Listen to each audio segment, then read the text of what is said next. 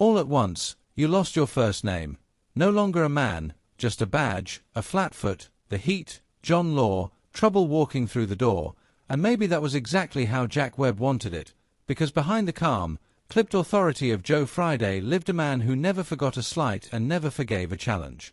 In his final years, Webb quietly revealed that beneath his reputation for discipline and professionalism were 5 grudges that never healed, 5 people who, in his mind, crossed a line that could not be uncrossed. The deepest wound belonged to Richard Boone, the only actor Webb openly considered an enemy, a man bold enough to confront him face-to-face during the 1972 production of Heck Ramsay on the Universal backlot, where Boone, already a television legend from Have Gun, Will Travel, accused Webb of strangling the soul out of the series by rewriting scripts overnight, firing trusted writers, and turning a western into Dragnet with horses. Their feud exploded publicly when Boone slammed a script on a table inside Stage 24 and shouted that Webb was killing the show, a confrontation that escalated into near-physical conflict, back-channel warfare with NBC executives, and total communication shutdown, ending the series not because of ratings, but because it became a battlefield neither man would surrender.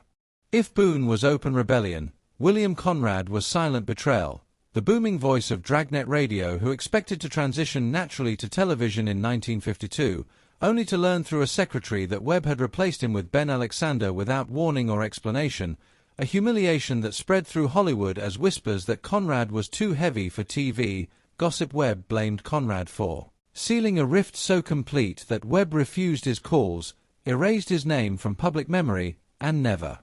spoke of him again as Dragnet became a national phenomenon Conrad helped build but never shared.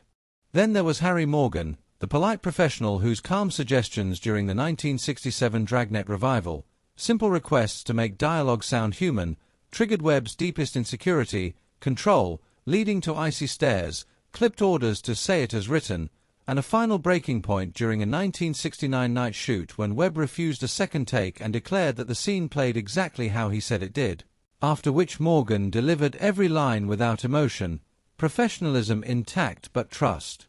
gone forever, a subtle resistance Webb carried as resentment until the end.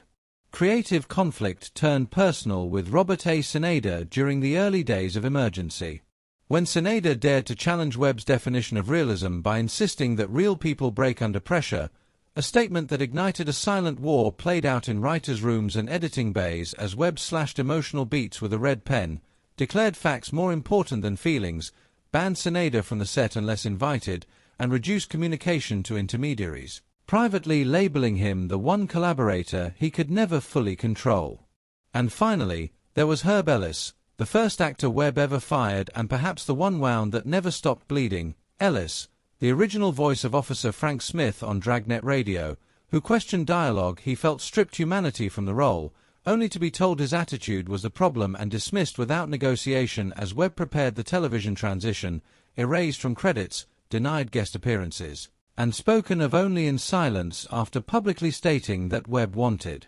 obedience, not acting.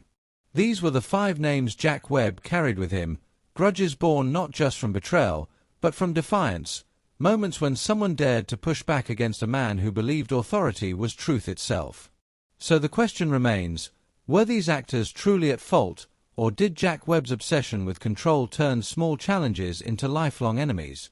That's for you to decide, and if stories like this fascinate you, don't forget to like, subscribe, and follow for more Hollywood truths hidden behind the badge.